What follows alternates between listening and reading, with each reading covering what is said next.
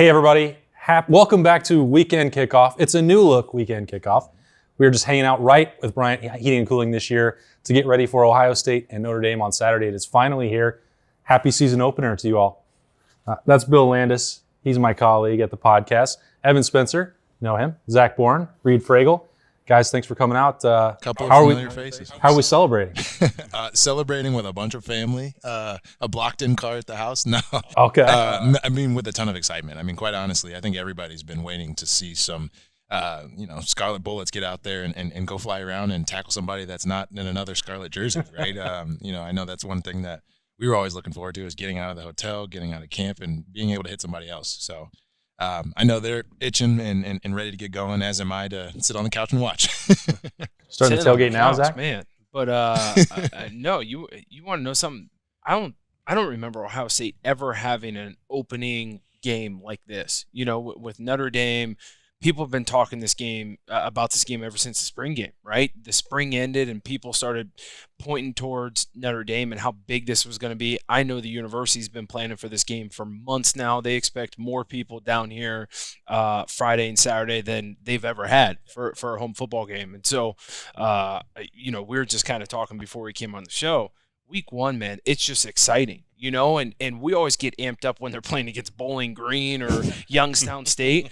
I mean, dude, they're playing Notre Dame, College game day, night game, in the shoe. I mean, new field, 100-year anniversary of the Horseshoe. I mean, this game couldn't be amped up anymore. Reid looks bored, though. Yeah, I think, this is looking for a little bit more of a spark. From an offensive guy, I'm most excited to see how this defense matches up against a kind of somewhat young offense. They're trying to find themselves over there, too, at Notre Dame. But that's kind of the biggest question. I think our offense is going to be able to score, but the defense is the biggest question mark, I think, coming off of last year, obviously. So I'm most excited to see him shape up against Notre Dame's offense. It'll be a fun battle. Zach, you talked about this with the amount of people coming down. Like Ohio State is saying, get there early. They're going to start changing the traffic patterns at 1:30 on Saturday. There's going to be some honoring of the 2002 national championship team. So they want you to be in the Horseshoe by 7. There's going to be the band and all that stuff starting. I don't know who's going to dot the I, but maybe they could do something special. But all this attention on the 2002 team, it's a 10-year anniversary of an undefeated squad. I know, man. I know. Are you going to be the game day picker or what? It's a surprise, Austin. Okay, you asked who's dotting the I. It's a surprise. I should have known. I will tell you this: I'm going to be down there by probably 11:30 a.m. Saturday. Well, that's what I was wondering. At the tailgate, ready to go. By the time you guys walk by at like 4 or 5 o'clock, I'll probably be about 20 cocktails deep. Oh, trust me. I mean, I'll be ready to rock. 4 Evan said or 5. he's going to be sitting on the couch. People are saying traffic patterns at 1:30. I'm getting down there before the traffic patterns even start. I mean, that's how excited I am. But no, you mentioned it. It's going to be really cool. We were at an event a couple weekends ago, and Coach Tressel was there and getting back to the Horseshoe, and just knowing that he's going to be back in the stadium, and the 2002 team and the ride that they went on in 20 years. And yeah, you brought it up. 2012 is 10 years. I mean, guys, we're old. We're officially old. You talk about 10-year reunion, but man, this game's going to be fun. I think it's setting the tone for the entire season. You talk about the home schedule. This is the best home schedule Ohio State's had maybe in the history of Ohio State football. So there are so many storylines, so many fun things that we're going to be talking about this year that it's going to be fun to see how it unfolds. A lot of great opportunities to repeat, right? Like thinking about the fact that we went undefeated in 10 years ago. And then, 10 years before that, we had such a great team in 2002, right? Like backs against the wall against Purdue, and we have some incredible play, and that's just perseverance. That's individual effort in those moments, right? What we're also excited about is to see us go out there and do it again, right? The fact that, college football is back, and we get to experience it at the best stage against a quality opponent week one. It's fantastic. Which really want to celebrate that Purdue 2012 year. We should have played Notre Dame. Yes, and in the national championship. I was watching the two undefeateds. The Manti Te'o documentary. I know. And it was like jogging the memory. That's what happened in the title game. Like, ooh, that's difficult. No, that hurt. And honestly, did you guys watch that game? Quick tangent. I did actually, because one of my good friends that I went to high school with was number one receiver in the state in Illinois, and he went and played at Notre Dame. So it would have been neat because I'd have been able to chance to play against him in that game too. But I guess opportunities pass, and you just gotta live the next day and go on. Well, they did put a banner up for you guys. Yeah. We had our chance. We'll have to settle for that. Bill, what time are you going to start celebrating on Saturday? I was thinking about getting maybe 20 cocktails in me and then heading up to the press box to see. So how that Boren- goes. Dude, I'm telling you, that's the way to do it. I'm telling you. Yeah. I'll send you the link over here where he's going. Appreciate it. No, I like to get down there early, taking the atmosphere, especially for a game like this. We were down there at the Rotunda earlier on Thursday shooting something else for the podcast, and there's a definite buzz, right? They're building the game day set. They're building all the different tailgate areas out. So I don't know. I typically get down there probably like 2.5 hours before, but I might get there a little earlier this week just to kind of take all that in because it's going to be really cool. All right. Let's start with this. As we get rolling here on Weekend Kickoff is brought to you by Bryant Heating and Cooling. Not a unit, a specific player that you're most curious to see how they handle the opener. Could be because you don't know. Could be because you're just really excited. Maybe it's you're talking about Marvin Harrison. I saw what you did in the Rose Bowl. Let's see that again. I don't know. Evan, I didn't mean to steal a wide receiver from it's you, all but good. who are you? You who are didn't gonna take be- mine. Don't worry. Yeah, who are you going to be keyed I'll in still on? give you another receiver. Honestly, it's going to be not one of the biggest names, but it'll be Julian Fleming. I'm really looking forward to watching him. He's a junior coming in and really having another opportunity. I mean, we have a couple guys in there that have battled with injuries, and again, that perseverance word is going to be one that we'll come back to a few times. And just watching leadership at its finest, right? If it's a shoulder or a knee, and I'm watching all of these other guys, Jackson, Chris Olave, and many others, right? I'm saying, hey, how do I at least find my opportunity to make plays? And quite frankly, now he's got that chance starting Z receiver, right? And granted, we'll probably have some blocking responsibilities with that, right? I think a good amount. That number will be called a few times, and when it's called, that's when you really have to make your opportunity. And Ohio State, every play you have the chance to make history here, and it'll be really fun to watch them. Zach? Oh, you're going to me. Yeah, I went right to you. You went right to me. Reid looks ready. You can pass it off. So many. You ask me this question every week that we're on this show, and I want to give the whole Schlegel thing. Schlegel and I kind of started this that you don't pick one guy. Should we just call it a 14? Well, you can take. guys. Schlegel was invited tonight, so if he's not going to make it, it's just a Boren Yeah, thing. it's a Boren thing, right? There are so many guys you can think of. You can think of Travion Henderson finally having a year under his belt, and what's he going to do on a fast track that everyone's talking about. You could talk about C.J. Stroud and the way he's going to respond after being $1 million quarterback now, right? Hey, he's just giving away $500 gift cards left and right. You can bring up any of the young wide receivers. You can bring up the offensive line. And then you go to defense, you can bring up any of the young defensive linemen and finally get a pass rush. You can bring up the back end. But I think it goes to Tommy Eichenberg. I'm so excited to see this Jim Knowles defense on Saturday night, as is, I think, every other Ohio State fan. And we saw last year, Oregon, Michigan, Utah, in the biggest games when they face adversity, they could not stop the run. And Notre Dame has talked about all week. Marcus Freeman said we have to run the football. They're going to come in here, and they know they want to limit Ohio State's offensive possessions. They're going to do everything to run the football as much as possible, and especially with a young quarterback or inexperienced quarterback, right, on the road.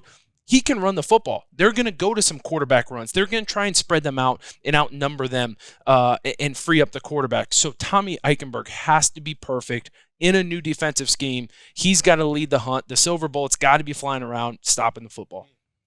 Ready for Buck IQ already. Yeah, jeez. I'm going to go with DeJuan Jones. I'm going to keep it short and simple. I want to see him impose his will this year. I think last year he kind of got away with his athleticism on the edge. Didn't really have to, do too much on the edge to get too fancy. I want to see him get comfortable this year and start burying people and become a first-round draft pick, which he can do. Yeah. Reid, I know you went to at least one practice during camp. You don't have to give away any state secrets, but for somebody who, like DeJuan, last year we said he wasn't handling the speed rush quite as well, and that makes sense when you're 390 pounds, maybe, right? I mean, that's you're not going to be able to do everything at that size and at that strength. But how do you see the second year in the starting lineup working for him? What areas did you notice he might be different? What tells you might be able to answer that bell? Well, I think even when he got beat on that speed rush, he still was able to recover because he's so damn athletic. So I think this year you're going to see a lot of experience come into play where, maybe he recognizes that look that's going to give a speed rush on that defensive end sooner than he did last year. So I think you're going to see more confidence in him, and with that, you're going to see him hopefully impose his will on some sorry defensive ends. Well, and I guess just to build on that, right, to talk about the experience and coming in for another year, right, like what that does, right, I mean, we can talk about experience, we can talk about confidence, like you could be the fastest guy in the world, right? But if I don't feel like I'm doing the right thing, I never will be at least getting on the right shoulder or getting my job done, right? So, I mean, if his job is to finish on the correct shoulder in this really hard blocking scheme, I bet you those blocks get done more so than they did in years past. And that goes across the entire board, defense included, right? Like the fact that they will have the film from last year that they want to be burned in some kind of incinerator should help that extension into more progress this year. And Reid, are you jealous that DeJuan has to lose weight and not have 8,000 calories a day, or Yeah. he's on a little different plan than the Reid Fragel? You're bringing back some bad memories. I say the Reid Oh Fragel. my God, yeah. I watched a lot of things I happen lived, in that. I lived with Reid that year. I can't That was remember. miserable. Actually, my wife and I were driving by campus, and we passed a spot, and you used to always order pizza from there. We'd come home every night, and he was eating pizza. What's the Romeo's? Sicilian? No, the like not Chucky's pizza, but Adriatico's. We were there frequently. It was another It place. sounds like there must have been, you needed a cheap one to get about Oh, 10 yeah. pizzas at Right. once. There were would a lot of eat- he would campus eat so legends much like that. pizza. Don't you worry. But to answer your question, though, talking to Coach Mick at some of the practices over the spring ball and stuff, seeing DeJuan Jones just change. He was up to, I think, 390 at one point, which is insane to think about. And I don't know what he's at now, but he's probably around the 370 range or so. He said, I believe he told me 364. Okay, not too So far off. 375. Yeah. And they used to say, what weight is DeJuan Jones? They'd say, about 400. Yeah. So if you have to say about, that probably means it's over. Yeah, I think Mick kind of told me that at the time. He's like, well, he's listed at this, but he's probably close to 400.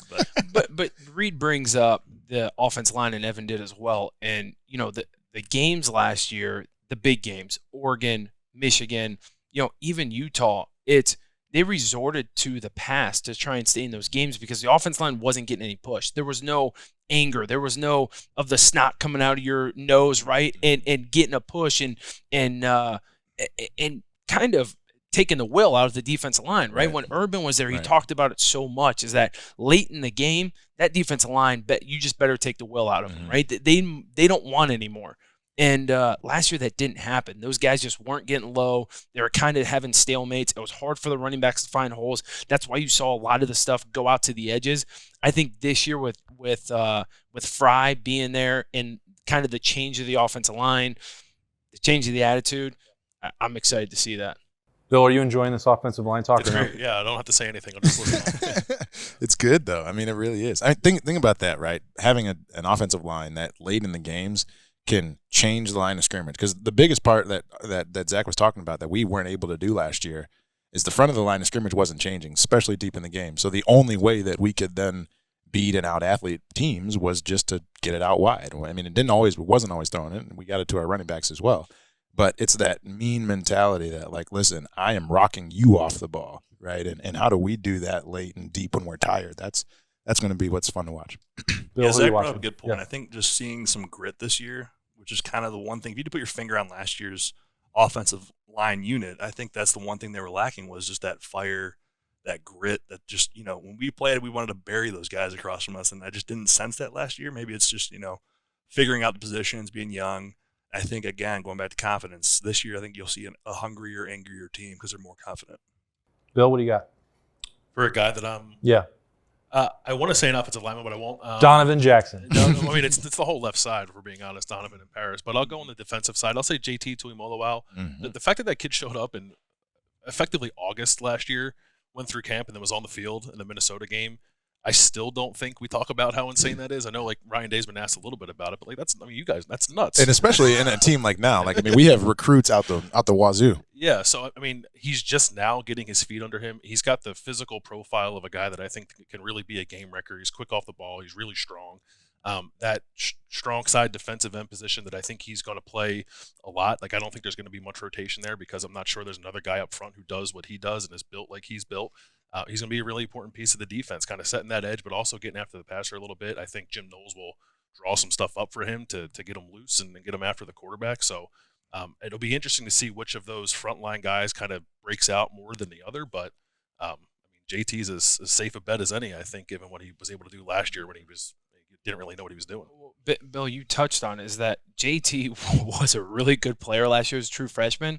came in August, and I think JT would admit to it, as would a lot of us. He was an out-of-shape dude, right? That guy didn't look like the number one recruit in the country. He needed to shed about 10 to 15 pounds. It just looked like late in games he would kind of bog down. He would lean on guys instead of really imposing his will that you see the Bosa brothers do and Chase Young do late in games. And, you get that strip sack late in the third quarter that really flips a game. And this year, JT's been through the weight program. He's dropped some weight. Everyone has said he looks quicker off the ball. So I'm really excited to see that as well. And you touched on Jim Knowles.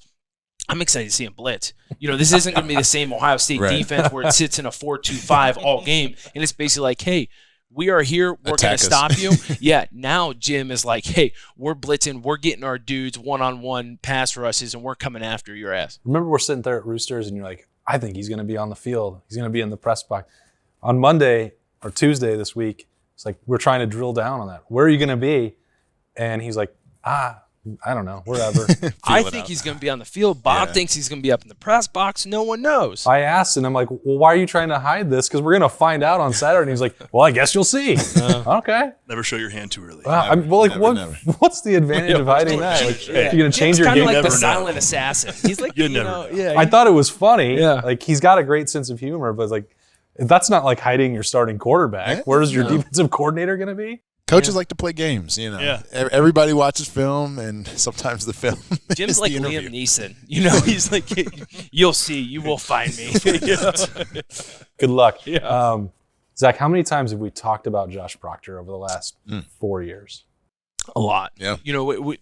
When he was young, remember all the plays that he was making in practice, and everyone's like, he just needs to get it together mentally. He's the dude that would pick off the quarterback 3 times in a row, and then they'd make him run laps around the field because he would do something stupid, and that's how he was for so long. And now you see him finally maturing. I think, I hate to say it, I think last year's injury actually did a lot for him from a mental standpoint. I think it forced him to grow up, and I think the Ohio State coaches wanted to see that. He probably needed it. It was a blessing in disguise. And I'm excited to see him and Ronnie Hickman together, man. Yeah. Those two guys together are such dynamic ball hawks, man. Ronnie Hickman's going to play downhill, wants to hit someone. Josh Proctor plays the same way. And then you throw in, guys like Tanner McAllister. You throw in guys like Court Williams, who I'm really excited to see and what they do with him. I mean, there are so many guys that in the back end, they're not your normal safety that's just a free safety back there that's just making sure everyone's all right. Those guys want to get their nose dirty. Those guys want to make plays. Those guys have almost that Ed Reed mentality that together on the field, watch out. Yeah, I wasn't trying to give you an opportunity to name 10 more guys, Zach. I mean, that was I wasn't trying to give you 10. I could keep on naming guys all game Buckeye long. Through and through right here. But no, I mean, on the Josh Proctor topic, I think one of the biggest things that I loved last year, and the fact that we were looking for physicality, and of one person that brought it every day, every play. He was on special teams, bringing it. He was on defense, bringing it. And that was a tone setter that we needed last year in so many different instances. So, again, this year, obviously, it was a leg break. It was kind of gruesome. Yeah, but very much so. Breaks are better than ligaments, man. And at that point, like you get a chance to reset, like Zach said. And we got the best doctors, we got the best rehab team, and he's going to have a good year. Yep, he was my pick because I want to see how this – what's it called, Bill? It's a safety-driven defense. Safety-driven defense. I see how you teed that one up. Yeah. I've heard it about 1,000 times, maybe more than that. More than that by this point. Jim Knowles said it during the spring, and so everyone in the Ohio State media brigade latched onto that quote, and it's been beaten to death into the ground. I don't want to hear it ever again, honestly, but we've turned it into a drinking game. Nice. But I want to see how Josh Proctor handles this new role, this new defense. Why he's the right fit for that with the adjuster and the bandit. In Jim Knowles' lexicon, how it fits with Ronnie Hickman and Josh Proctor back there. And as you said, he is a far more mature person than the one that I first met down there outside Tulsa 5 years ago. His family will tell you that. Josh will tell you that. His coaches will tell you that. And I think it's important. He never planned on being here at this point. But everybody's plan is different. And we'll see how that works for him. We're going to see what else we have in store for you in the second half of Weekend Kickoff. It's brought to you by Bryant Heating and Cooling. We're going to take a quick break. We'll be back with some more hot takes as we get ready for Saturday night. Inspired design. Ultra quiet operation. To you, it's a Bryant Evolution cooling system. To us, it's the ultimate machine.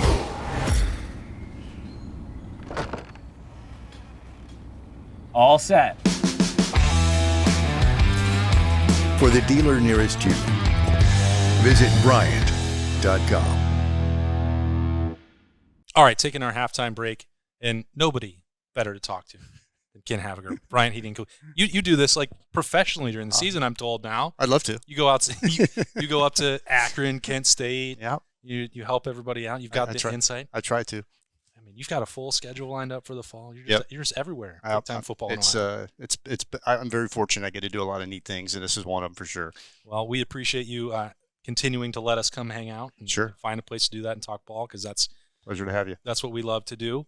But we also have to talk about Bryant Heating and Cooling Systems, and apparently some looming changes coming in January. Some big ones for the industry in general. So this is going to affect all manufacturers, not just Bryant Heating and Cooling, but all manufacturers. And the minimum efficiencies are going to be going up. So in Ohio, that's going to take a 13 SEER air conditioner up to a 14 SEER minimum. So the cost of the equipment is going to go up because the efficiencies go up. So that takes more technology and more materials to do that. So that change is coming January 1st, and that, again, that's nationwide. So that's not something people are going to be able to escape. Yeah. It's government DOE regulations, and it's happening. Coupled with that, we talked a little bit about the industry in general, what's kind of happening. And for the last couple of years, obviously people were at home, and we talked about that over the last couple of years when people experienced a lot of challenges with working from home and heating, cooling challenges that they ran into. And what's happening now is the single-family home market in general has slowed down. Okay. Costs of the homes are going up. Obviously, interest rates are going up, so that market is starting to compress a little bit, and it's affected not only heating and cooling, but all the trades that go into a new house: electrical, plumbing, countertops, windows, all that. We're starting to feel that a little bit, and Columbus is a little insulated from that.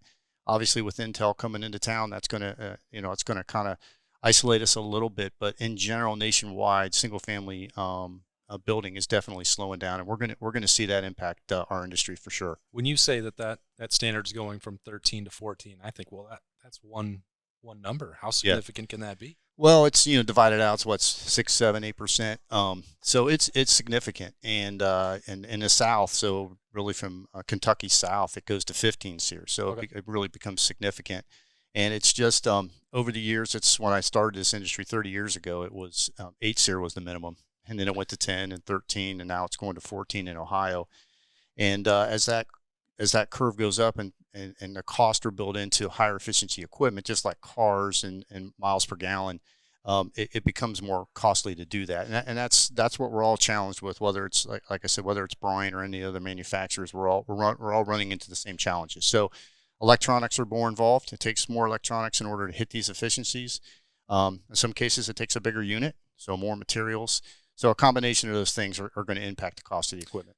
Well, it seems like you're gearing up for it. I've been back in some warehouses over here to my right. It seems like everything's ready to go, and you're as prepared as possible. Yeah, it's the transitions are hard for all of us. You got to maintain what you're doing currently, and then you got to have the stuff on the ground for January. So we're in that process of kind of moving the current product out into the field and then bringing the new stuff in. But we're managing it fairly well. The factories are starting to get caught up. COVID really impacted a lot of the manufacturers, and I think some of the supply chain challenges, which have been significant, not only for homes and cars and appliances, people have experienced it.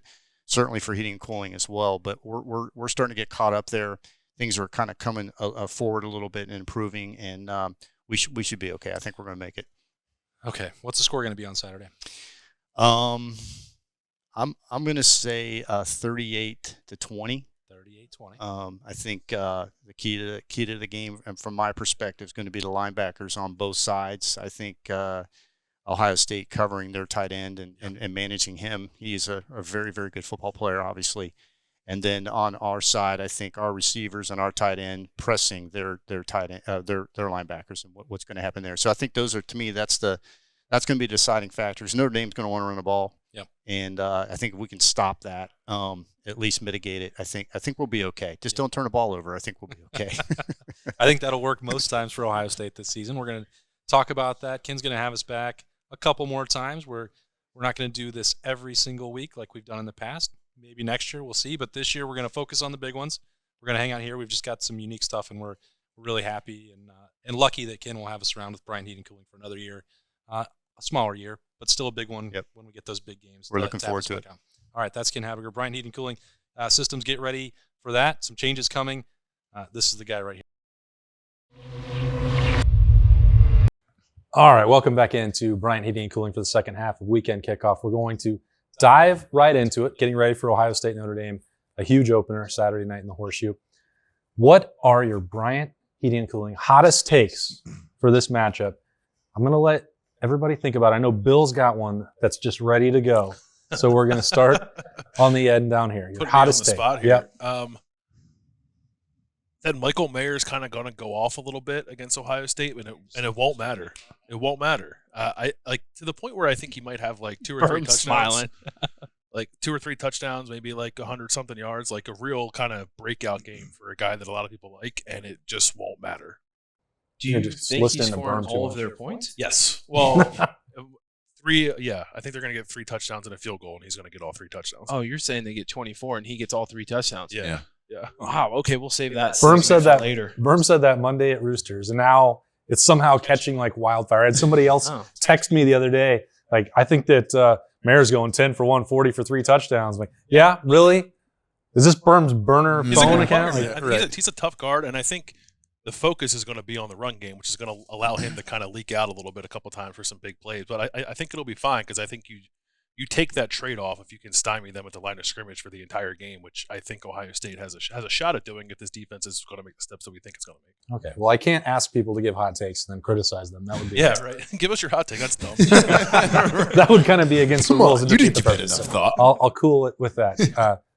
Pun intended. Evan, what do you got? Man, my hot take is just going to be more general in the sense that, like, I see that there's going to be so much progress in the productivity of our defense, but quite frankly, I mean, there's still going to be some, like, I have to see somebody moving full speed that I'm supposed to tackle first, right? So, I mean, to your point, right? If that's going to be their whole offense, my hot take is they get all 3 of those touchdowns in the first half.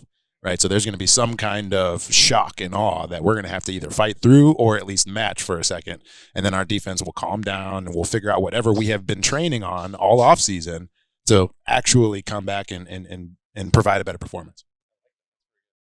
Wow. Okay. You're getting good so far. Yeah. Why does everyone think Notre Dame scoring this many points? I know. I'm like, This my is God. the hot take section. I mean, what, The hot takes don't have to be. are you Notre going to tell me Dame's gonna score a lot of CJ is points. going to drop 4 touchdowns? Like, No. is that the hot take? I'll combat your hot take with a hot take. Oh, Okay, yeah. lovely. Now we're cooking. I think you see a team that's been hyper focused on defense, and I think they're going to come out the gate all cylinders firing. Offense, obviously, and on defense, I think you see a top 5 defense. I know they were shooting for a top 10, but I think you see a dominant performance. I had it at 52. I think the 17 was the score in my mind. So I don't think it's going to be a close game at all. Yeah. Okay. Wow. All right. Yeah. You want to know what my hot take is? I can name all these Yeah, players. I You want know it. me. My hot I'm take ready. is, this guy's going to kill it. That I'm guy's ready. going to I'm kill ready. it. Let's No, get it. here's my hot take. The horseshoe's finally going to be the freaking horseshoe again. Woo! In 2019, there were some great games and the horseshoe was wild. And then 2020 happens with COVID. And then last year happens. It's just like, man, where'd the shoe go? Like, people, you're allowed out again. Like, COVID's like kind of behind us. Like, let's get crazy in the horseshoe. Carefully, And man, it it's never, canceled. I know, it never happened though. You know what I'm saying? Like Oregon, Easy. Oregon, it was kind of dead right there. Michigan State, it was kind of dead. Like there was no amped up crowd in Ohio Stadium last year. This Saturday, the horseshoe is going to be buck wild. People are going to be jumping up and down. That horseshoe is going to be the loudest it's been in a very, very long time. That is my hot take. That just means that everyone's going to the Boren tailgate. I was going to say, you're going to do Boren- your part dude. with 20 cocktails. Dude, Right. Boren tailgate, come to the Boren suite. Just tell them, hey, you're coming up there. We will have the drinks flowing. I will be screaming my you-know-what off. Yep. Oh, it's going to be – that's the hot take. As you should be. Do you have one for the game, or you just want to stick with that? I know you cooked it up. And you're proud of it. You want to know something? If you're giving me a second I'm one, giving I you thought one. were- Okay, Yeah, if give you're it to giving him. me a Hey, second when one- This is king of the seconds when you go now. beyond Just the that game one. like Yeah. that, you earn a second crack at you it. want to know something? the box office. Come on. Here because of these guys, what they were saying, and I was thinking this before. That's kind of why I was shocked.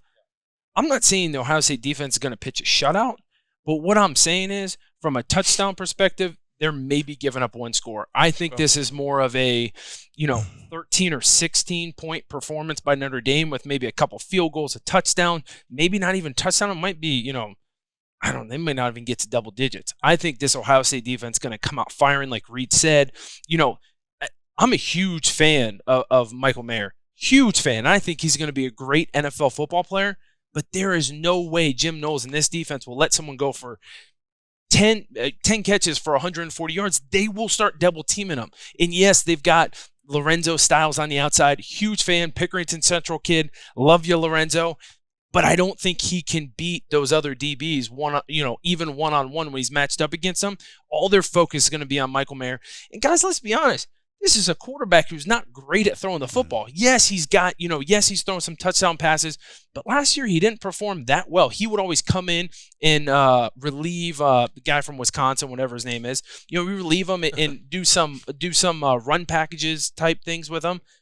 But guys, they're not facing C.J. Stroud. I don't think Michael Mayer is going for, 10 for 140 and 3 touchdowns. No way. No, and I don't, right? But I think that there will be this one key thing that is going to take a little bit to get over, right? When we do blitz more, right? Now I'm going to be leaning on that secondary a little bit more, right? And not to say that Denzel Ward isn't ready for the task or that Pryor isn't ready for the task. It's exactly the fact that they are, but have they been in that environment, right, where they don't have that person underneath to give them that help before? They should have had all of the reps throughout the entire season, and they should pitch a shutout. But I'm just saying, normally in football, yeah, but you want to know something? If they start giving up a lot of receptions to Michael Mayer, Jim Knowles already talked about this. They're not staying in a 4-2-5. They're not the same Ohio State defense. Guess what? They're jumping into a dime package. Guess who's running on the field? Court Williams. And that's a dude that I know from a size standpoint can't hang with Michael Mayer, but from a speed standpoint can hang on him. And so if Court Williams is playing underneath, you got Ronnie Hickman, Josh Proctor playing over top of him, Tanner McAllister helping on the outside. Like, come on. The guy doesn't have that much room to make those plays. And here's another hot take for you guys. I realize you guys have a love fest with Michael Mayer, and Berm's got a love fest with Mike. No, we got a love fest for Michael Mayer. What's the word count at? Hey, but I tell you this. Hey, I'll tell you this right now. Here's the biggest hot take. Bowers is on a completely different level than Michael Mayer. I mean, it is like Bowers is like tier 1. Michael Mayer might be tier 4. Dear Lord, that was Zach Boren coming at you, America. He's got yes. I've seen Bowers play in person, and that dude is a baller. Oh, you've been down to Athens. Tell us about that. I love Athens, but I actually saw him in the Final Four game last year because my wife unfortunately made me go to the Michigan game, and he destroyed him. I'm so glad that I decided to come up with this segment as opposed to what we did in the past. This is now my new favorite of all time. Bill, I'll give you one more shot here just to add into that. You looked up an interesting stat. You brought it up for bold predictions about Jim Knowles' defense and some of the aggression and what that can mean. Yeah, the guy likes to zero blitz quite a bit. Love it. And I think it's he wants opposing offenses to know that he's willing to do it, but the trade-off is, you actually have to do it, and sometimes when you do it, you get burned. They got burned last year. I know he wasn't coordinating, but they got burned on a long sort of halfback delay on a zero blitz, and I think it was like a 60-yard touchdown for the running back on a pass play. I think that's going to happen sometimes against this defense. They gave up more big plays last year, more plays of 40 yards or more than Ohio State's defense did. And I don't think anybody thinks that Ohio State's defense was better than Oklahoma State's last year. It's just sort of a byproduct of how they play. I like it. I think it's great. Yeah. I think it might be a little bit of an adjustment for Ohio State fans who might pull their hair out from time to time when they see a guy running wide open down the middle of the field because 10 guys blitz, but I also think it's fun. Well, and sometimes, right, I mean, 10 could be 9. 0 is just going to be determinant on making sure that we send one more than they can block, right? So, like, in figuring out what that's going to mean, yes, we're going to blitz more, but we're going to have a package that's specifically designed, and we're going to design it in ways that the quarterback's really not knowing where he's coming from, which would make it hard, which is what makes it hard for offenses, right? But we're going to send one more than they know, so that if the receiver's not hot on whatever route that he needs to change into hot route on, or the running back doesn't see it right in the way and leak out to the flat and then get his wide open pass, or the tight end leaking into the seam route, 0 puts pressure on communication, right? And then obviously, can you think well under pressure? And I think that we'll lean on that pretty heavily this year and use it pretty well. And heck, as a receiver, I know that it stinks to deal with at times, right? But there will be those big plays, and it'll just be because we're trying to get the house down. Listen, you can't make plays if you just sit there in a 4-2-5. You got to bring the heat sometimes. Just like when you go to the bar and you see the really attractive girl, guess what? You're going to go. Days are over, Zach. You're going to go, and guess what? Sometimes you're going to get burned. Sometimes you get sent back. It's better than sitting on the bar stool with your sitting on your hands. There's no way you're going to make the play then. You can't score if you just sit on the sideline. No doubt. Guess what? You got to make a play. Jim knows, man. Yeah, he's trying. Man, I can't wait for Buckeye Q this year. Tell me if this qualifies or not. Cameron Brown is Ohio State's best cornerback. Shocked. There's so much. There's Shocked so that's much right. conversation about Denzel Burke, and it's justified for what he did in year one. I think he's very, very good, and I think the combination of both of those and a healthy Jordan Hancock is going to create problems for anybody trying to throw the football against Ohio State. Agreed. If you have a healthy Cameron Brown, what he does physically, the speed, the mentality, the aggression that he plays with, I think it's on a different level.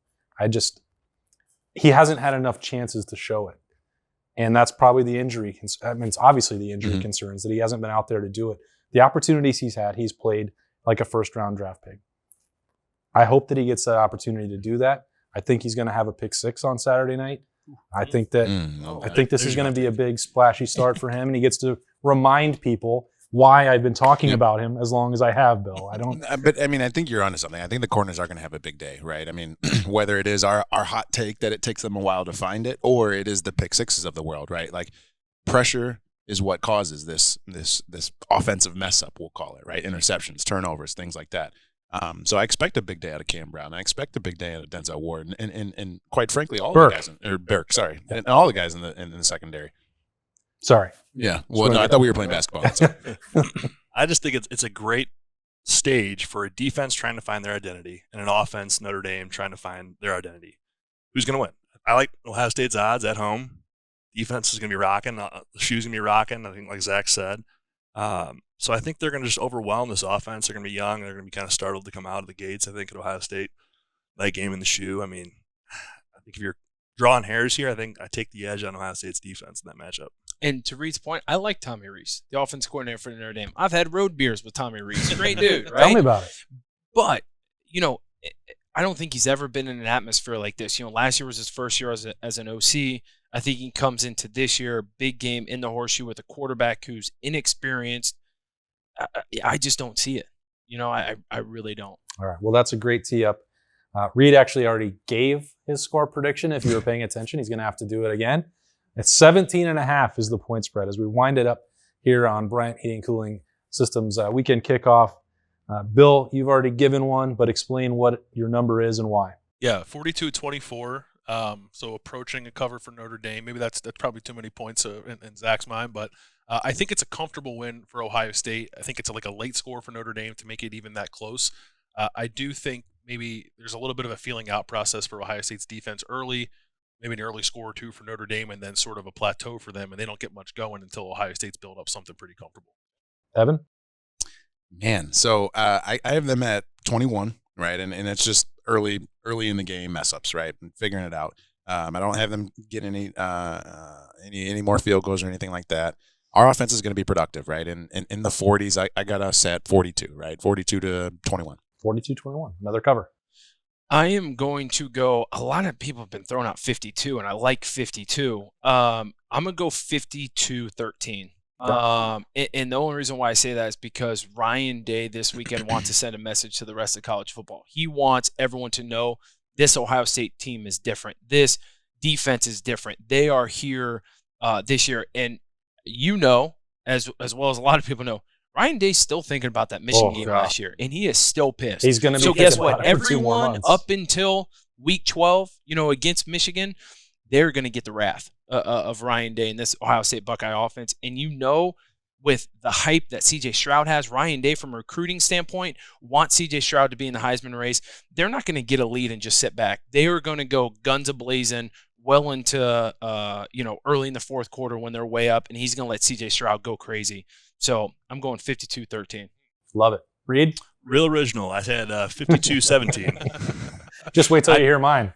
I just think if Ohio State comes out like I think they can out the gate, they can overwhelm them and get ahead. I think when you're behind the 8 ball in that stadium, a young offense, I think they're going to struggle. But again, I think it all comes down to that first quarter. That momentum's going to be huge. I chose throughout, starting on Monday, and then throughout bold predictions, and again here for weekend kickoff, 52-17. I think Reid may have been paying attention to me. I hope. I mean, he just likes my score prediction. Maybe that's what I expect. When Las Vegas looks at these line totals, obviously they get influenced by where people are betting, but they evaluated these rosters, and they're pretty good at it generally. And you look that they established this as a 2-touchdown spread from the start, and it's gone up. I think that tells you what people think about the talent level of these two teams. And top 5 matchup. And it's within a top 5 matchup. And I don't mean that to diminish Notre Dame as much as I think there is something truly special that can be accomplished by a roster that has as many veterans returning as Ohio State has, a coaching staff that is intent on proving that last year was an aberration. And if there was complacency that crept into the program a year ago by just year after year after year success, you roll the helmet out and you're going to go win the game. Well, that's gone. So if that means that mat drills were different, if that means that off-season workouts were different, if that means that training camp was more physical, all of that combined with the talent level, this can be special. Now you got to go out on Saturday night. You got to prove it. And that nothing is guaranteed when you actually start it. But to me, everything is pointing in the right direction for Ohio State. Let me ask you a question. Do it. Ohio State wins the toss. They defer, or are they taking the football and saying, screw it, we're driving this ball down the field and putting it down your throat? You know what? My first instinct was that Ryan Day would want the ball to go score, but I kind of wonder if he wants Jim, go show me something. He defers that one. I think he wants to put the defense out on the field with a pretty saucy crowd. Yeah, I think that. Yeah. Take a peek at what we worked on offense. That's a great question. You think about it, and you're like, what approach is he going for, right? Does he want the defense to run out and say, hey, we're going to set the tone, punt it to us, and then, while we're killing you, we get the second half kickoff too? Or does he, want to take the ball, jam it right down their throat, get the horseshoe going absolutely crazy up 7-0? Yeah, I mean, Ryan Day might have the toughest decisions Saturday night. That's why you're here. I didn't even think to come with that. What's gonna happen on the coin? Is it gonna be heads or tails? Oh, I got tails. Oh, it's tails. Yeah. But Notre Dame's calling it, so no one then they'll call heads. So what's the bet line on Zach and I being right on tails there? Shoot. 50-50. I don't know. That's what a coin toss works. But I trust you guys because you always get it right. It's so great to be back with you all for Weekend Kickoff. Again, we're not going to do it every single week the way we've done in the past. We're going to save it for some of the big ones. We hope that you enjoy it more that way. The format's a little different. Hope that you enjoy the content that way a little bit better as well. We can't do it without Bryant Heating and Cooling, and we can't do it without you watching, and we hope you enjoyed it. That's Bill Landis. I'm Austin Ward. We are from the podcast. This is Evan Spencer, Zach Boren, and Reid Fragel. They are Buckeyes. Can't wait. Saturday night, it's finally here. Stay with us for full coverage of the Buckeyes all year round. Thanks for joining us.